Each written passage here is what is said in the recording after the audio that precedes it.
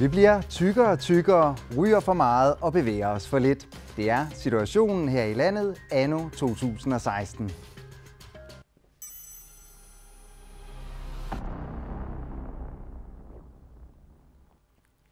Livsstilssygdomme koster gode leveår og millioner af kroner. Men hvad kan vi gøre ved det? Det stiller vi skarpt på i sæsonens første udgave af Rulaba. Velkommen til. Og velkommen til Doris Jacobsen, naalakkersuisoq for Sundhed, Siumut, og Jesper Olesen, ledende regionslæge i Region Sermersooq. Og Jesper Olesen, hvis vi starter ved dig, kan du lige give os et hurtigt sundhedstjek på befolkningen? Hvordan ser det ud? Ja, det er ikke så let bare lige at give et hurtigt tjek på det. Altså, der er ingen tvivl om, at der er efterhånden rigtig mange ting, der går rigtig godt. Vi er blevet meget mere bevidste om, hvad der er det rigtige at gøre.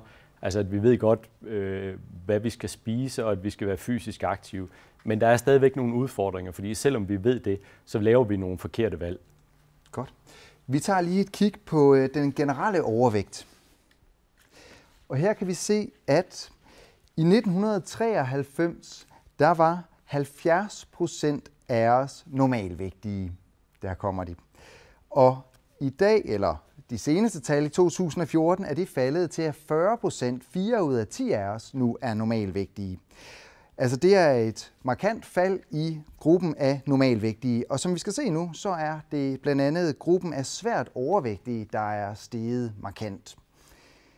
Her kan vi se, at i 1993, der var 13% af os svært overvægtige, og godt 20 år senere, der er det tal altså steget til 26% for mændene og 29% for kvinderne.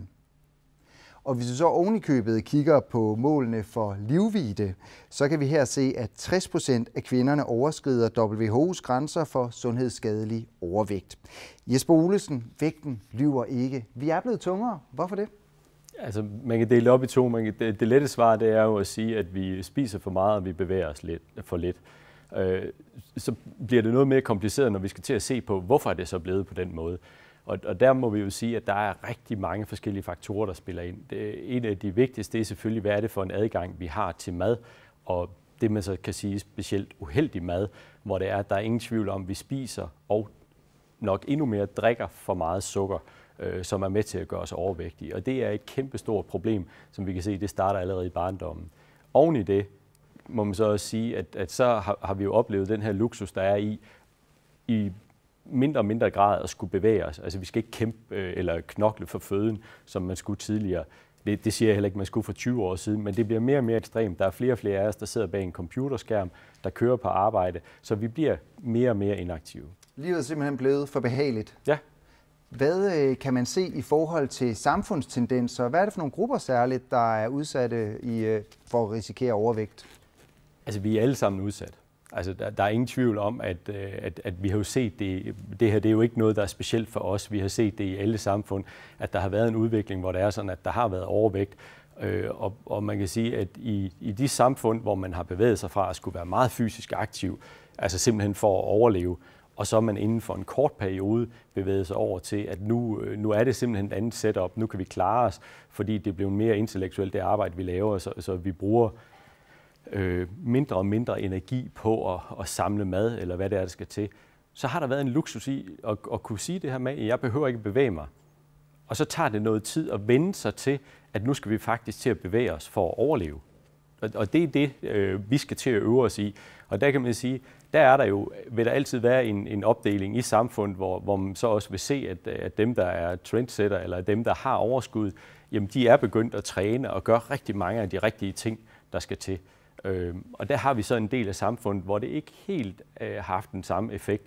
Altså der mangler vi stadigvæk, at de begynder at blive fysisk aktive. Hvad er det for en del af samfundet? Jamen, der er ingen tvivl om, at der spiller noget ind omkring, hvad er det for et socialt lag, at du er i omkring det her. Fordi det kræver også noget overskud at være inde og leve sundt og fornuftigt.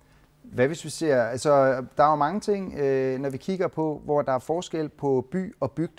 Hvis vi ser på overvægt, hvordan adskiller de to sig så? Altså vi har problemer begge steder. Altså der er problemer med overvægt både i by og bygd, så der kan man ikke rigtig sige det. Der kan man sige, at der er i hvert fald nogle bygder, der stadigvæk har været så heldige, at der har været det her med, at man har været nødt til at være fysisk aktiv i sit arbejde. Og det er med til, at man bliver reddet der. Der har så været andre elementer i bygderne, hvor man må sige, at der har der været nogle sociale problemer, der har gjort, at der har ikke været helt det samme overskud til at leve sundt på alle områder i hvert fald. Doris Jacobsen, er det her et billede, du kan genkende? Jeg kan selvfølgelig genkende problemet her i landet, men også i de andre lande.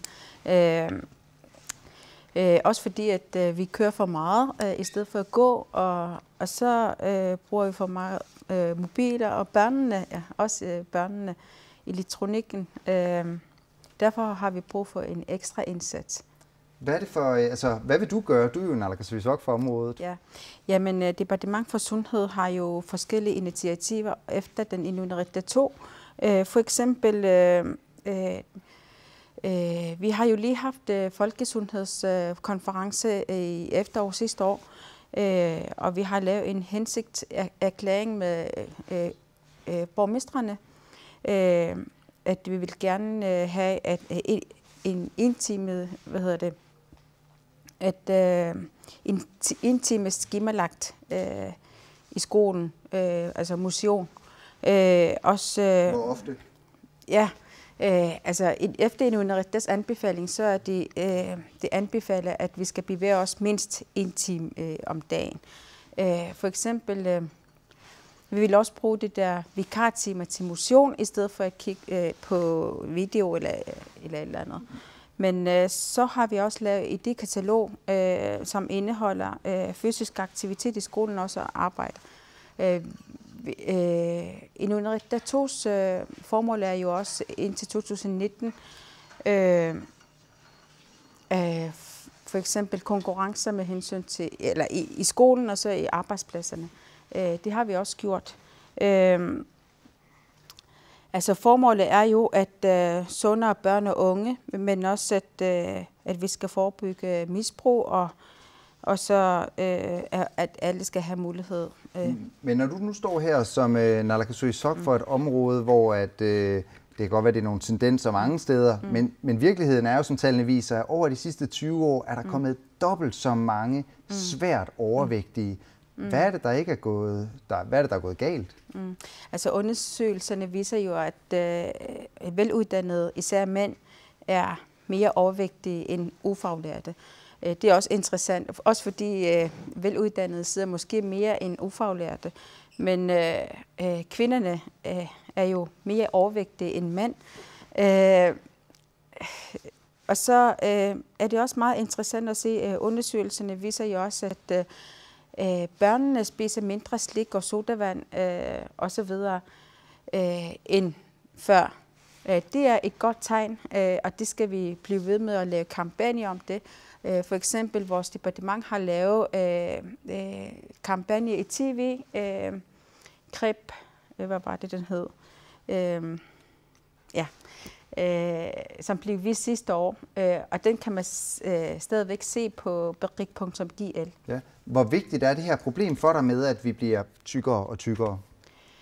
Jeg synes, det er meget vigtigt for os, fordi at konsekvenserne, hvis man skal tænke på konsekvenserne ved at blive overvægt, det kan være diabetes, for eksempel dårlig tandsundhed og andre sygdomme, som for eksempel kræft og hjertekarsygdomme.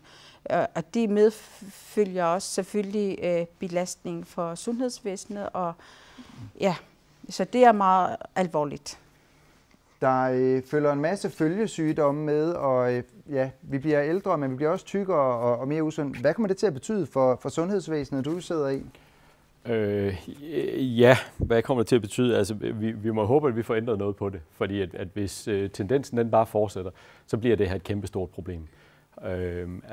Som Doris også lige fortalte før, altså, så må vi sige, at overvægt, det fører til hjertekarsygdomme, og det fører til type 2-diabetes, altså sukkersyge. Og det er problemer, hvor det er sådan, at det går hen og bliver rigtig, rigtig dyrt, hvis vi skal prøve at lappe på det. Så vi skal simpelthen gøre alt for at nå til, at det skal vi ikke lappe på. Altså vi skal virkelig kæmpe for, at vi får stoppet det her i tide. Hvis tendensen den fortsætter, så står vi med en kæmpestor ekstra regning for sundhedsvæsenet. Hvad kan vi gøre ved det? Har vi pengene? Altså sundhedsvæsenet er jo allerede omkostningstung. Nej, jeg synes, at vi har ikke råd til at altså vi bliver nødt til at fortsætte med det der kampagne, som vi har allerede nu, og så andre initiativer efter Inuit Nareetta også i samarbejde med sundhedsvæsenet og de andre organisationer og erhvervsfolk for eksempel. Ja. Men tendensen er klar. Vi bliver tykkere og tykkere. Der kommer flere følgesygdomme. Prisen bliver høj. Men har vi midlerne til at behandle de her følgesygdomme? Altså, vi har midler til forebyggelse, og vi har midler til informationskampagner. Så vi har gjort masser. Vi har jo allerede masser af initiativer. For eksempel det sidste år har vi inviteret, hvad var det, han hed? Chris McDonald. Ja, Chris McDonald. Og vi bruger også rigtig meget sådan nogle... Altså, vi skal blive ved med at lave masser af kampagner, hvis vi skal have... hvad skal man sige? Forbedre problematikken. Kampagner, er det, der kan få bugt med overvægten? Der er ingen tvivl om, at kampagner har en effekt. Altså vi skal jo tænke over, hvad er det egentlig, vi frygtelig gerne vil opnå. Altså, og det er jo meget tydeligt her, at vi vil gerne have folk, at de ændrer deres adfærd. Og så kan man sige, hvor er det, at vi har problemer? Der er ingen tvivl om, at et af de steder, hvor vi har et problem, det er at sikre, at forældre at de vælger at være de gode forbilleder for deres børn. Og vi har nogle uheldige måder, at vi snakker om ting på. Altså hvis man går ud og stiller spørgsmål til 10-årige børn i dag, altså spørger dem til, hvis I skal hygge jer, hvad forstår I ved det? Så er det nemlig at spise chips og drikke sodavand og se video. Og det her med, at hygge er blevet noget forkert, man spiser, og en inaktiv adfærd, det er rigtig, rigtig uheldigt, fordi at hygge, det er jo, at man er sammen med folk, man holder af, og at vi på den måde deler de gode oplevelser. Og det kan man helt sikkert lige så godt gøre ved at være ude at kælke. Og der er der noget, hvor vi er begyndt at køre skæv. Så jeg tror, jeg er faktisk overbevist om, at det her, det kan vi ret hurtigt få rettet op på. Vi skal bare til at tænke lidt anderledes for, hvad det er, vi gør. Ja. Doris Jacobsen, hvad vil du gøre for at ændre folks opfattelse af, hvad hygge er? Jamen, Inuit Nareettas anbefaling er, som sagt, højst indgang om ugen at spise det der sodavand, slik og kager og så videre. Men der har været anbefalinger i mange, mange år. Men de hjælper. De hjælper. Men vi bliver tykkere og tykkere. Men som sagt, børnene spiser mindre end før med det der usunde ting. Så det er et godt tegn. Men det er bekymrende, at unge, som mellem 15 og 17 år bevæger sig mindre. Ifølge undersøgelserne viser, at der er kun 8% af dem, der bevæger sig 1 time om dagen. Så vi har masser af arbejde foran os. Godt, tak til dig. Nu skal vi møde en ung pige, som kæmper med vægten og har en brav kamp foran sig. Peqinnerularnissanik siunartaqarlutik inuit uku aqqanillit.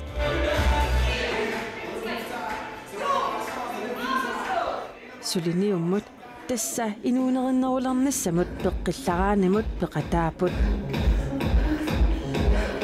Taaku tissimparimi inuunerinnerulerusullutik aallartipput unalu qaamat naapat naamassissallutik.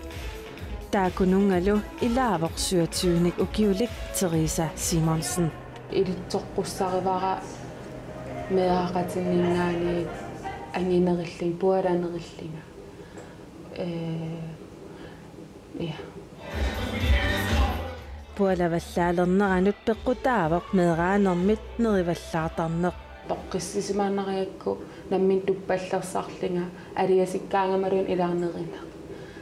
Qatsissimavara ila allam pisangilang uning iliseqarsinnaanan ikiorneqartut misigineqarsin immin ikiorsinnaananga kisia allam pisangilang aliasilerlinga nerillingala ukiut marluk matumassiorna Teresa pualavallarnani peqqutialugu inuunerminik ulorianartorsuileraluarpoq иллиспаавату наартисималлинга паасиллу сулиаритиппунга таатассан сулиаритиннинни наппарсимаан иннангасимаун сивисинерми пуараваллаарнер пеққутигалугу иккига илуамма миссиннаасимангам аанаақаттаанаерли inuunermik аллангуинissaq uunga arnamut avaqqunneqarsinnaajunnaarsimavoq ernerami aama pualavallaalersimavoq сисамаанарну киақарлини меэқеривимингаан ангерларпо таа аримас сисамаанарну киақарлини оқарфигитиссимаагу пуараваллаарли пуаралли таатассан силатсиваақасимакунга иматтутилаа таамат оқарфигитит уа иллерсориарсинаангала икиориарсинаангалара писситиалуу уа намминертаан инуттут qaangernikkuunginnakku suliaranikkuunginnakku таамаасиллуни Терesa инуунини аллангортиппаа Teresa erniниlu nerissatik аллангортиппаат сиорнатигумми нериваллаартарсимаалуарпут маанали тусмасак нерисарпаккааннеққалққарсаагиллу таа укуак аторфилит ерниннун каторфимарлаинаа ерниннаарпут неққииллуассаппу тас имаапоқ асерертернеқангит таа тассаниитит инииситиссат асерертернеқангиннераниуссагатсиги инуунеқерлигалугу инуорусуссусеқарнерлу Teresa ингерлатиинарусуппаа аллам периарфиссақангиннама аннаасассақангилан аама таа инина аллангортиниарсарива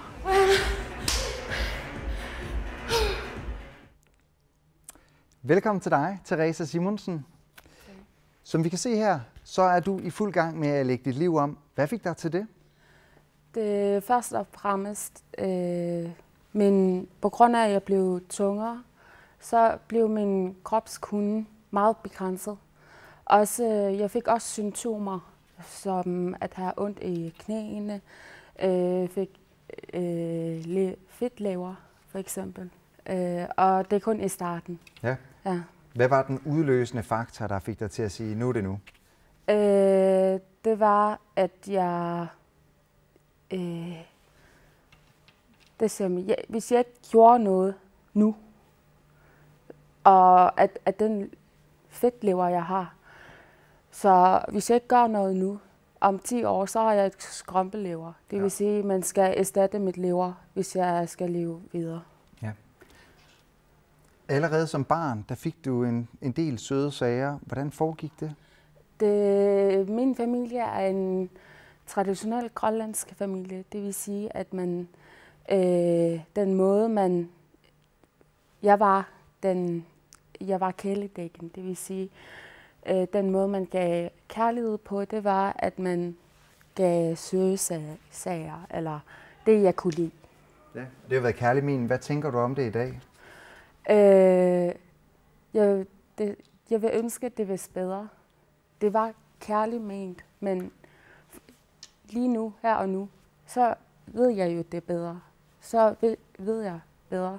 Og det er det, jeg skal tage videre med min søn. Ja. Ja. Hvis vi ser tilbage sådan på din barndom, og sådan, hvordan har det så påvirket dig at være overvægtig? Det har påvirket mig meget, ikke kun fordi min krop var anderledes, og den var større. For eksempel, jeg kunne ikke passe det almindelige børns tøj.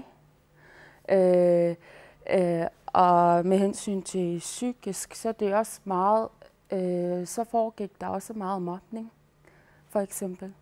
Og det gjorde så, at man blev nedtrykt og ked af det. Hvordan foregik det? Mobning, hvordan følte du, hvordan blev du mobbet? Jeg blev mobbet, fordi jeg var større end dem, fordi jeg var anderledes end dem. Og man har en tendens til at mobbe eller gøre nar af dem, der er anderledes. Ikke kun med kroppen, men ja.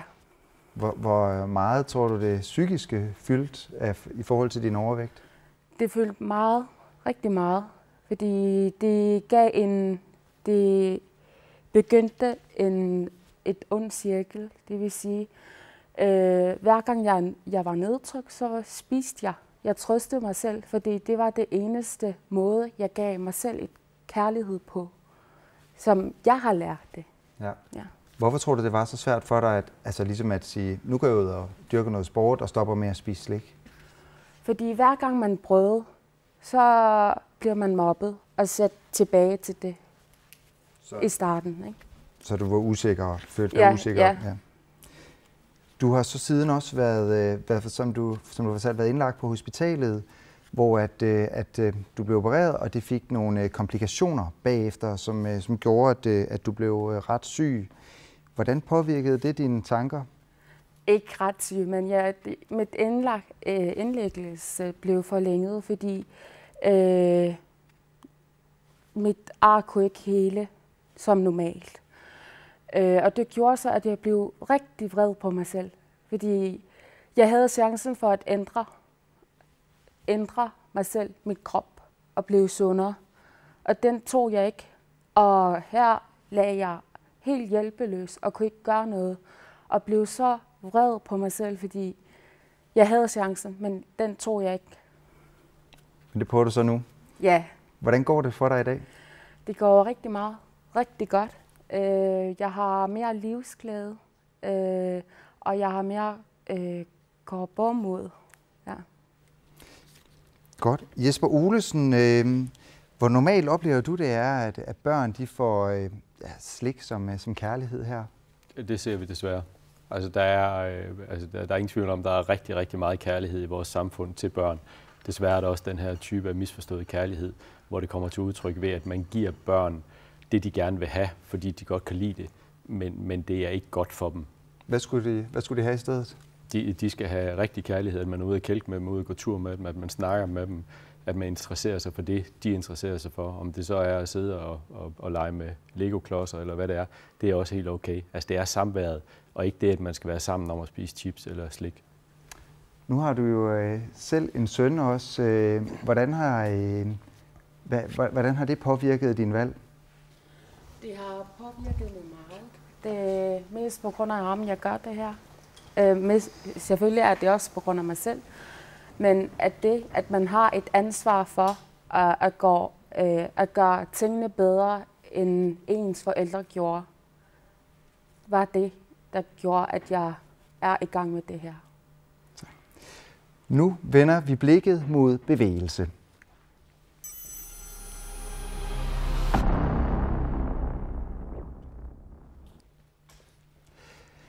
Når der skal gøres noget ved vægten, så er der 2 håndtag at trække i. Et af dem, det er motionen. Og Carsten Olsen, velkommen til dig, generalsekretær i Grønlands Idrætsforbund. Og velkommen til dig, Kim Gotfredsen, medlem af Motion- og Ernæringsrådet.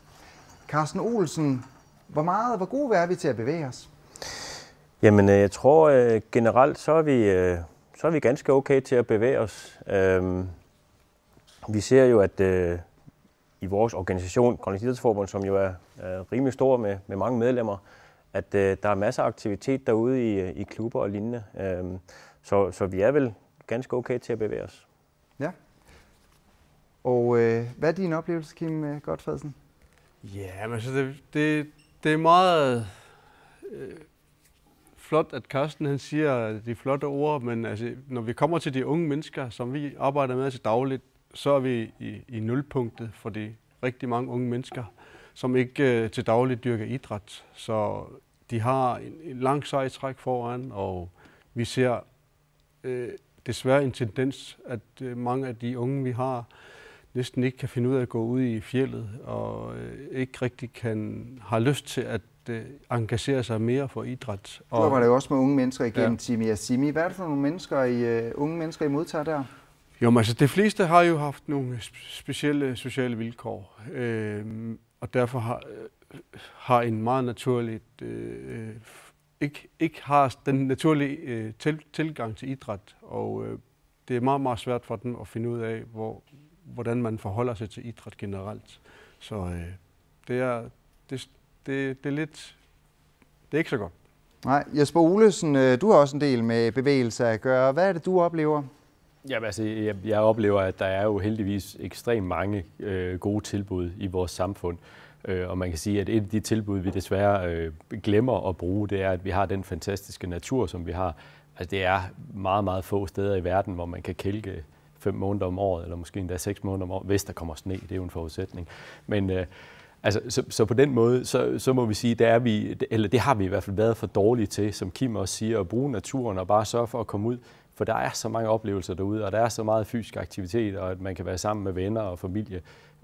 Og det har vi glemt.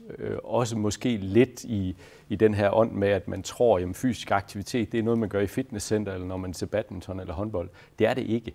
Altså, det er det, at vi bevæger os i hverdagen og sørger for at have det med som en del af vores liv. Ja, Carsten Olsen, hvordan synes I, det går ud over sådan selve arbejdet i sportsklubberne? Altså, det som der er det svære i det her arbejde, det er jo at få skabt de gode rammer for, at flere har mulighed for at dyrke idræt. Vi har jo vores strategi, Idrætsforbundet, i forhold til at skabe de der rammer, netop idræt for alle. Og det vi ser og oplever, det er jo, at faciliteterne bliver dårligere og dårligere, og man ikke ligesom har rammerne til, at der er plads til alle, og man bliver presset, foreningerne bliver presset, de frivillige bliver presset, for hele tiden at finde nye ressourcer, ny energi til at rekruttere både aktive, men også frivillige til at være med til at løfte. Ja, Therese Simonsen, du var jo en af, når vi hører idræt for alle, du var en af dem, der ikke havde det godt med idræt. Hvad var det, der gjorde, at du ikke havde lyst til at dyrke idræt? Det var det, at jeg blev behandlet anderledes. Det vil sige, for eksempel, så skulle man være handicappet for at spille badminton med mig, fordi min kunde var begrænset. Ja. Hvad kunne du godt have tænkt dig, at der havde været? At man var mere støttende og mere forståelig. Ja. Er det noget, du kan genkende, Carsten Olsen? Ja, helt klart. Altså, der er ingen tvivl om, at hvis vi skal rumme flere, så skal vi jo tænke meget mere bredde. Men det handler jo også om, at vi skal også udfordre vores nuværende måde at organisere på. Vores foreninger, som er meget siloorienterede, kunne godt begynde måske at tænke lidt mere på tværs af hinanden, når vi tænker idrætsgrene. Heldigvis ser vi også nye idrætsgrene komme til, og det skal der også være plads til. Men hvis vi begynder ligesom at løfte sammen, så er der jo chance for, at der bliver plads til endnu flere. Fordi vi ser jo også nogle steder, hvor idrætshallerne er presset i de perioder, hvor at man ved, altså fra 4 der til klokken 10 om aftenen, der er hallerne presset, men der er også andre tidspunkter og nogle perioder i den, jeg snakker om der, hvor at hallerne ikke bliver udnyttet rigtigt. Så vi er nødt til måske også at tænke kreativt i en måde at agere på. Jesper Olesen, hvor vigtigt er det egentlig at motionere? Ja, det er simpelthen en forudsætning for, at vores krop den fungerer. Og ikke bare vores krop, også vores sind. Altså, man må sige, at alt går nærmest galt, hvis vi er inaktive. Vi bliver deprimeret af at være inaktive, hvis vi lige tager det mentale. Vores krop, det er alle organsystemer, der bliver påvirket, hvis det er, at vi er fysisk inaktive. Så det er en forudsætning for, at man kan leve et langt liv, hvor det er sådan, at man undgår at få problemer på et eller andet tidspunkt i livet. Ja, hvordan tror du, man kommer til at få os til at bevæge os mere? Jamen, jeg er overbevist om, at vi har alle muligheder for at bevæge os mere. Vi er desværre kommet til at gøre nogle uheldige ting, hvor det er sådan, at nogle af de her fysiske rammer har været med til at præge os til, at vi måske er begyndt at holde op med det. Og det er jo blandt andet sådan noget som, at hvor er det, der bliver ryddet sne om morgenen. Hvis det var sådan, at det var der, hvor man gik, så er der ingen tvivl om, så er der flere, der vil gå, end at hvis man er nødt til at gå ud på kørebanen for at komme frem. Altså, så der er nogle ting, der presser omkring det. Og det er i hvert fald sådan, at hvis man ved, at ens barn skal gå ud på kørebanen for at komme i skole, så begynder man også selv at blive bekymret for, at det er det, man vil udsætte dem for. Og så lige pludselig så er man selv en af de forældre, der kører sit barn til skole. Og så har vi gang i den onde cirkel. Ja. Therese Simonsen, du er jo så til gengæld kommet i gang nu på løbebånd, som vi så, hvad det ellers er cykel. Hvordan har du fået det, efter at du er kommet på motionscyklen? Jeg har fået det meget bedre. Jeg er en helt anden person, end jeg var for 2 måneder siden. Jeg har et langt større livsglæde. Og ja. Så du kan godt genkende Jesper Olesens udlægning af, hvad det betyder? Ja. Godt, tak. Ja, og for nogle familier, der er økonomien også en hæmsko i forhold til at lade børnene dyrke sport. Se med her.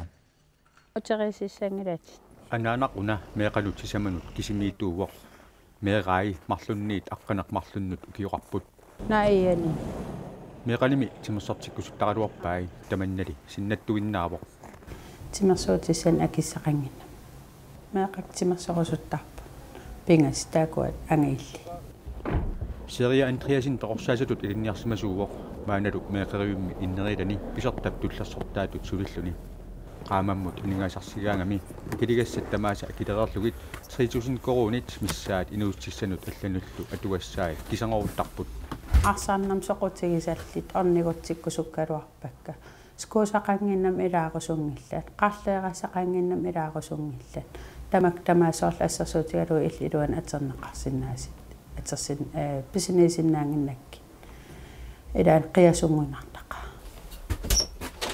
pingaanarsiuinaq alaanamut kisarmaamut avaqqunaqarsinnaaneq ajorpoq meeqassissamat inneриартаат нериллуартаатит нерисасеқартисаиккит асилипиумам анингаас атерсиннаангилакка seria puyortartarputit puyortassaasinnaangilатит тимерсуутинут меэқаннут тимерсуутиссаат акиссақалерусуллутит эққарсаатигисарпара кисианни иммин ааме эққарсаатигисарпунга соорлу ила puyortariartarpunga akikиннерпаан puyortaaqarpunga имусассат акикиннерпаамаанак атигаривакка qaamam атаасиарлин писсаарпунг тасса qanakaqarpa тимерсуутааниарфиит акикиллилигаангата акикиннерсиуисагалуарпоқ пимасаа ассерсуутигалу таеквантум атсисат акеқарпут ску арсаарнам акеқарпут поотииниссимут патсит арсаақат ску соол қарлеэқаллусун тамам акеқарпут аллиартерлтилсуккасиим таа имаасиаллаанарл питсиссиннаанаги татсилерпаги анаанарлу кисимиитоқ тимерсуутинит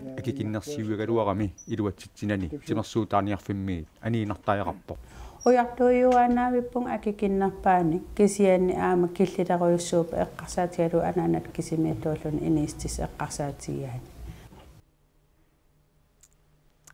Og så siger vi velkommen til Dorte Bistrup, som er skoleinspektør for både Kallis-Lingvit-skolen i Nuuk og Anna Mikkelsen i Dokadormiit.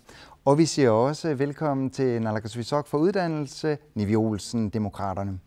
Og Nivi Olsen, hvad tænker du, når du hører om økonomi som en hæmsko for børnenes sport? Jeg synes ikke, at man kan bruge... Jeg anser det som en undskyldning, fordi nogen siger, at der er kontingent for at er for dyr.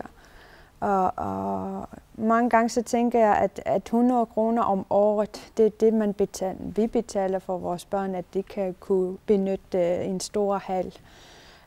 Og det synes jeg ikke, at det skal være en hæmsko. Og det, at man siger det, synes jeg, at det er lidt af løbe væk fra ansvaret. Men det er jo noget, man hører fra mange, og som vi ser her, så altså, der er jo enormt stramt i økonomien hos familien, så altså, hvad kan de gøre? Altså det første, det handler nok om en holdningsændring, der skal til i samfundet. For det andet, så er det altså ikke en sportsforretning som Nike-tøj, som koster 400 per trøje, som vi kender til i dag. Det er ikke den eneste mulighed. Altså på Facebook, det her samfund, det er gavmildt. Og jeg synes, at der er mange forældre, som er ressourcestærke forældre, der er villige til at give tøj gratis, nogle gange meget billigt, til de fattige familier. Så det handler om at lede efter muligheder. Det handler ikke om at gå efter det offentlige og siger, at vi vil gerne have gratis tøj fra de nyeste tøj fra butikkerne. Det synes jeg, det handler om engagement fra forældrenes side. Ja. Kim Gotfredsen, hvad tænker du, når du hører om, at økonomien det jo også er en hæmsko? Jeg synes, det er betænkende. Jeg synes, det er meget op til personen selv, som Nivi hun siger.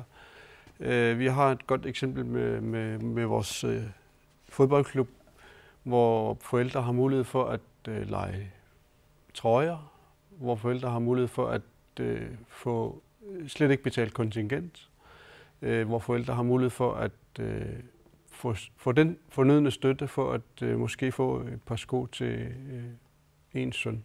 Ja. Så der er mulighed for at opsøge, at der kan være en hjælp fra klubbens side. Ja. Carsten Olsen, er det her et problem, som I hører om i Grønlands Idrætsforbund? Ja, altså det er det. Det er et problem, men det er også stadigvæk en, som der også bliver nævnt, altså der er løsninger til at få flere med. Vi har jo fundet ud af det her med, at når vi sådan forskellige organisationer går sammen og løfter i flok, jamen så har vi også mulighed for at nå mange flere. Og så igen, hvis man ligesom finder nogle veje til ligesom at skabe muligheden for at købe, som vi også er inde på, det her med, altså hvis du gerne vil have de dyreste tøj, jamen så er det måske svært, men hvis du finder de steder, hvor der også er mulighed for at købe hvad skal man sige, tøj, selvom det måske ikke er mærkevarer, jamen så er der også mulighed for det. Og hvis vi ligesom, vi har jo vores strategi, hvor vi gerne vil lave samarbejde med vi har taget kontakt til Galati Røde Kors, og det kan godt være, at hvis vi ligesom kan synliggøre vejen til, at der faktisk er masser af tøj, som jo også bliver solgt der, jamen så kan det jo være, at vi har nemmere ved at få flere i gang. Ja, det jeg hører, det er så, at folk skal tage sig en lille smule sammen, gå ned i genbrugsforretningen og finde nogle brugte fodboldstøvler. Er det sådan, det skal være, Nivi Olsen? Jamen, det er sådan, som Landskassen siger, indholdet af Landskassen, det bliver ikke bedre. Udgifterne stiger, indtægterne bliver selvfølgelig mindre med tiden.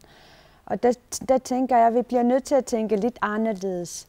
Vi bliver nødt til at tænke mere kreativt, fordi jeg synes ikke, at vores sundhed skal komme an på, hvor mange penge vi har. Vi har, som det her har sagt, det bedste natur. Det er lige uden for døren, der har vi den bedste fodboldbane. Der tænker jeg, at det at tænke i økonomi, det får os til at tænke i udfordringer, i stedet for at se mulighederne, der er lige foran os. Ja. For familien her, Jesper Olesen, der er jeg ret sikker på, at der er en del udfordringer, men altså, er der muligheder for alle til at dyrke sport her i landet? Eller altså være aktive? Altså det er jeg overbevist om, der er. Altså man kan sige, der hvor udfordringen det er, når vi begynder at snakke om sport, fordi det er jo sådan noget formaliseret noget, og det er umådeligt svært at spille bordtennis uden debat. Altså, så selvfølgelig er der noget, hvis det er, som man begynder at vælge sportsgrene. Altså jeg tror igen, at vi har muligheden, hvis det er, som vi begynder at se mere på, hvordan er det, vi er fysisk aktive i vores hverdag, og får det lagt ind. Og igen, altså brug det, vi har. Altså vi skal alligevel transporteres, ikke? Altså, vi kan lige så godt gå, så vi lader være med at tage bussen, ikke? På den måde være fysisk aktiv, at vi på den måde bliver bedre til at integrere det som en del af vores hverdag. Ja. Så det ikke er det her med, at vi skal være i en håndboldklub, eller vi skal have en Messi-trøje på for at spille fodbold, eller hvad der skal til. Der er masser af muligheder. Vi skal også lige have et lille kig på folkeskolen. Jesper Carsten Olsen, man har jo allerede idrætstimer. Der er nogle sportsdage og sådan noget. Men hvad er det, I godt kunne tænke jer for Grønlands Idrætsforbund, man begynder at gøre i folkeskolen? Jamen, det som vi har i vores tanker, det er jo at få flere børn i bevægelse i timerne. Det behøver ikke kun være idrætstimer. Det kan også godt være matematiktimer, dansktimer og grønlandstimer, hvad der ellers er i timer. Simpelthen få mere bevægelse. Vi ved, at der er en udfordring med hensyn til, at drengebørn klarer sig dårligt i skolen. Og vi ved, at nu her, vi snakker om sundhedsdelen, så man kan jo lige så godt slå 2 fluer med et smæk og få meget mere bevægelse ind i dagligdagen i folkeskolen, sådan at vi får højere karakterer og sundere børn. Ja. Dorte Bidstrup, jeg ved, at I allerede på Gallislinguit-skolen bruger fysisk aktivitet i nogle timer. Kan du forklare lidt om, hvordan foregår det? Det foregår sådan nogle gange, at der er løbediktater. Det vil sige, at der børn de arbejder i par, og så løber man og skulle læse det der diktat, og så går tilbage og løber tilbage, og så læser den op for sin partner eller par. Så på den måde, der er der bevægelse i undervisning. Men nu hvor man også nævnte matematik, jamen der er også bevægelse i matematik. Matematik eller andre fag, det er ikke bare at sidde og række hånd op. Det er ikke den eneste motion, man får. Man går rundt i klassen, man arbejder med sin lineal eller andre målstok og skal ud og måle diverse ting. Så det er jo meget bevægelse. Hvor meget bevægelse har I de folkeskoler, som du har med at gøre? Der er selvfølgelig forskellige måder at bevæge sig på, men der er også 2 vidt forskellige steder og muligheder. Både den ene i Nuuk og den anden i Qaqortoormiit. Men det er jo det samme undervisningsmetode eller måde, man kan køre på med bevægelse. Her i Gallislinguit, der er der legepatrulje for eksempel, at børn bevæger sig i deres frikvarter. De bruger minihallen. Det er jo et samarbejde med Alasa, som vi startede op for 4-5 års tid siden, som er vildt populær for 1. til 7. klasse, og det har faste tidspunkter i løbet af en uge, som 7. klasse kører. De får kursus fra Alasa, og så kører det den. Der er også 2 gode fodboldspillesteder, de er jo ikke baner, i vores skolegård, og vi har købt nogle gode metalmål, som ikke bare sådan bliver ødelagt, og dem passer det rigtig meget på og spiller vildt gode fodbold i frikvartererne. Så har vi også skolepatruljen for eksempel. Godt. Det lyder som om det går meget godt ved jer. Du modtager jo også mange børn i Timi Simi, der har været i folkeskolen. Hvad er dit indtryk, Kim Gotfredsen, af de børn, eller af det du ser i folkeskolen? Ja, det er generelt meget dårligt. Det der med at ikke kunne bevæge sig i fjeldet og have et kendskab til naturen, det er noget af det første, der er meget, altså, vi mærker. Og så først det andet, det er, at idræt er for rigtig mange en lille tabu.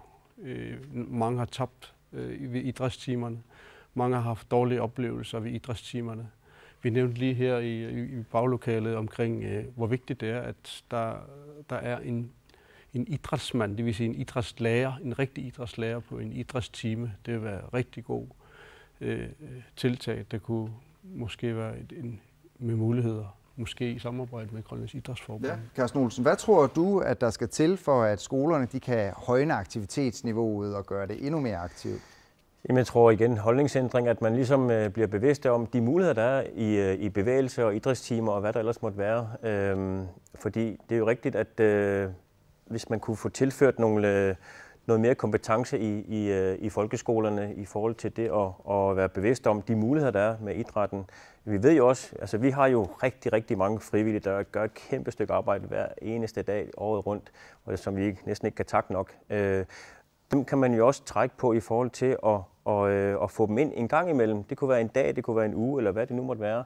Og så sige, nu bruger vi den her træner i den her uge til at fortælle lidt om badminton, eller hvad det nu måtte være. Og om 14 dage, jamen, så er det måske en helt anden træner, vi trækker ind. Og jeg tror, det er et samfundsproblem, og det vil sige, at alle skal ligesom give plads til, at man kan trække på hinandens ressourcer. Lidt eller det her, nu sidste år kørte vi Givitisa-seminar, netop det her med at løfte i flok. Og hvis vi alle sammen begynder at løfte i flok, og ligesom tænke, okay, hvad er det for et samfund, vi vil have om 50 år, så tror jeg også, vi begynder ligesom også at sige, okay, nu rykker vi, og nu kan vi få nogle sundere børn. Ja, godt. Nivi Olsen, den vil jeg lige tage med over til dig, det her med, at det bliver foreslået, at man måske kunne give noget uddannelse til nogle flere lærerne i, hvordan man aktiverer børnene. Er det noget, der er på tegnebrættet? Ja, lige nu der er der en evaluering af seminariet. Hvad kan vi gøre bedre? Hvordan er seminariet? Hvad er det for nogle lærere, vi uddanner? Og der ser vi selvfølgelig, og der vil jeg meget gerne snakke med Gallislinguit skole, som er i gang med forskellige aktiviteter og Karsten, som kommer med, at der skal være bevægelse i matematik. Det vil jeg gerne komme i dialog med. Men jeg vil også sige, at om en måned, der er der Arctic Winter Games. 2.000 mennesker kommer og dyrker sport her i vores land. Og der tænker jeg, at det er en rigtig god mulighed for at tænke, okay, nu tager vi det som en startskud til en mere aktiv Grønland. Ja, og Jesper Olesen, det er jo rigtig glimrende, hvad der foregår, eller hvis der foregår nogle ting i skolerne, det er rigtig fint med Arctic Winter Games. Men hvis vi nu ser på familien, hvilken rolle spiller den så i forhold til at aktivere, at der kommer nogle aktive børn ud? Det betyder ekstremt meget. Altså man må sige, at ved små børn er det jo simpelthen en forudsætning, at forældrene er der til at bakke op og til at skabe den sikkerhed, der skal være omkring, at man er ude at bevæge sig, så man ikke kommer til at rent faktisk stå på ski ude på vejen, eller hvad det er, man gør forkert. Altså, så familien er en forudsætning for det. Og indimellem, man oplever jo familier, hvor det er, at vi ser det her med, at man kommer rigtig langt ved at lade være med at nævne, at man faktisk skal ud og bevæge sig, men man skal bare ud og være sammen. Altså, så der kan være nogle udfordringer i, hvad det er for nogle ord, vi bruger, og det er noget af det, der måske også kan være en eller anden hindring, eller i hvert fald et minus ved at lægge det ind i undervisning, fordi at man kan sige matematik, og nu skal vi ud og bevæge os, og så bliver det sådan, hvad er det lige, der foregår? Altså man skal tænke sig rigtig meget om, hvad er det egentlig, vi gør, når vi gør det. Godt. Og så er det blevet tid til at tage et kig på kosten.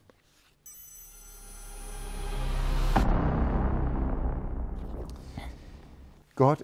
Kim Godfredsen, lægevidenskaben, du sidder jo i Ernæringsrådet. Lægevidenskaben, de siger, at vi skal passe lidt på med at spise for meget havpattedyr, og særligt matdæk kan være skidt på nogle parametre. Men hvis vi nu ikke kan spise det, som er en stor del af den grønlandske føde, hvad skal vi så spise i stedet? Vi skal stadigvæk spise matdæk, men ikke hele tiden. Først er det dyrt, og det er ikke så tilgængeligt.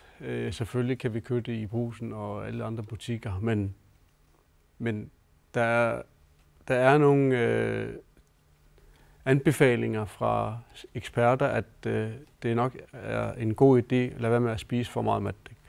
Men der er en masse andet mad, man kan spise. Der er fisk, som vi har ufattelig meget af, og alle mulige andre skalddyr. Så der er rig mulighed for at bøje kostvanerne til noget andet, som vi også stadigvæk har masser af. Ja. Jesper Olesen, hvor sundt spiser vi egentlig? Vi spiser ikke specielt sundt. Altså, problemet er, at vi spiser alt for lidt grønlandsk proviant. Og selvfølgelig har vi en udfordring, som der bliver nævnt med, at der er nogle affaldsstoffer, eller hvad skal man sige, nogle problemer ved matdæk.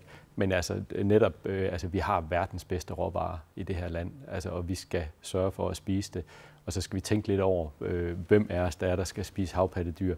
Men ud over det, så skal vi virkelig bare sørge for at spise det, vi har. Og så skal vi spise lidt mindre. Ja.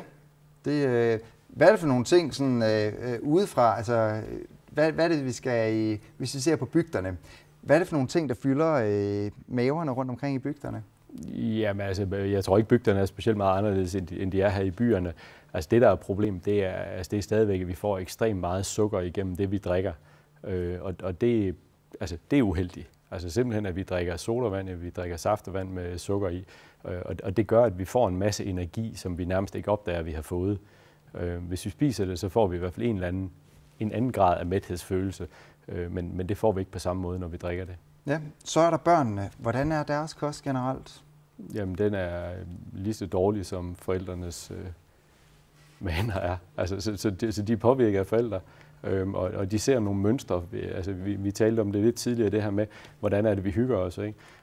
Og der er masser af uheldige træk omkring vores måde at hygge sig på. Altså, ved os voksne er det jo meget det her med, at vi mener, at der ofte skal alkohol til, for at vi kan hygge os, ikke? Og så mener børnene, at der skal slik og sodavand til. Altså, så vi får skabt nogle uheldige mønstre meget tidligt i livet. Ja. Dorte Bistrup, din skole er jo i Kumarafik Sammasok, hvor der er en madpakkeordning. Hvordan fungerer det for jer? Det fungerer fint ude hos os, og det fungerer også fint ude i de andre skoler i Kumarafik Sammasok. Vi følger Ernæringsrådets anbefalinger, og den mad eller tilskud, det er jo ikke sådan et decideret måltid, man får. Den bliver spist op. Det kommer an på selvfølgelig, hvad for nogle menu, der står på til dagen. Vi har dage, hvor al mad bliver spist op. Vi har dage, som de spiser mindre af. Fordi det er jo igen, hvad kan vi lide, hvad kan vi ikke lide. Ja. Men det bliver meget bedre, og vi har kunne mærke, at der børn mindre grad, eller i mindre tager over til i butikken og skulle købe noget brød eller kager eller slik. Det findes desværre selvfølgelig, men ikke så meget som før. Hvis vi går tilbage og ser netop på før, at der kom den her madpakkeordning, hvad var det for nogle problemer, der var dengang? Der spiser de jo ikke særlig sundt mad. Der spiser de sådan, nogle møder op uden at have spist morgenmad eller har madpakke med. Der er børn mere ikke så meget koncentreret.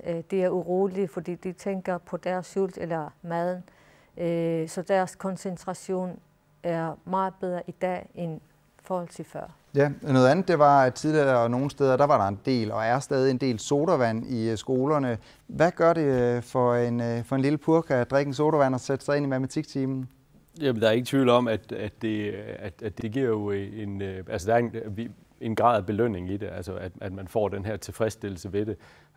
Og det søger vi jo alle sammen i en eller anden grad, at man får den rus. Altså problemet er bare, at blodsukker, det drøner op, og så drøner det ned bagefter. Og så har man problemer med at koncentrere sig. Og man kan jo komme til at opleve børn, der kan være meget svære at styre i deres dagligdag, altså fordi de bliver urolige af det her. Så det er rigtig uheldigt. Vi har kort tid tilbage. Hvad skal man spise? Hvad er det, vi skal putte i munden? Altså for det første skal vi spise mindre. Vi spiser for meget, som det er nu. Og når det så er sagt, så må man sige, at det vi skal vælge at spise, det er, at vi skal så vidt muligt spise lokalt. Så vi skal spise fisk, og vi skal spise rensdyr, og hvad det er, vi har her. Nivi Olsen, hvordan tror du, at vi får sundere børn i folkeskolen? Jamen, jeg går ikke så meget i det, som det jeg tænker, det jeg virkelig ønsker, det er mere forældreansvar. Vi kan ikke forvente, at vores lærere og skoleledere kommer og redder vores børn. Altså, vi har et hjem, og det jeg synes, det er det basale ting, det skal skabes hjemmefra. Og det er meget, meget vigtigt, at ansvaret ligger hos, hvis vedkommende vores børn drikker sodavand. At det så lærerens skyld, det tror jeg ikke. Jeg tror, det er en del af forældre, der kan gøre det bedre. Ja. Carsten Olsen, vi slutter ved dig. Hvad skal forældrene give deres børn, hvis Grønlands Idrætsforbund de kan få deres vilje, så der kan blive en aktiv dag? De skal give dem en hverdag, hvor de har mulighed for at være i bevægelse. De skal være rollemodeller. Sådan er det jo. Det er sund fornuft. Vi skal som forældre være meget, meget bedre til at vise, hvad det er, vi skal spise. Vi skal være bedre til at vise lige præcis børnene, hvordan de skal bevæge sig. Og vi skal være med til at tage ansvar. Det kan også være frivillighed, at vi, hvis vi har lyst til at få vores børn ned i hallen, jamen så er det jo at tage dem i hånden og gå ned og så spørge, kan vi hjælpe til i den her klub, og så være med til at løfte den her klub, sådan at vi får endnu flere til at dyrke. Godt. Og dermed er det slut for denne sæsons første omgang Rulaba. Vi er tilbage om 14 dage. Følg os på knr.gl. Vi ses.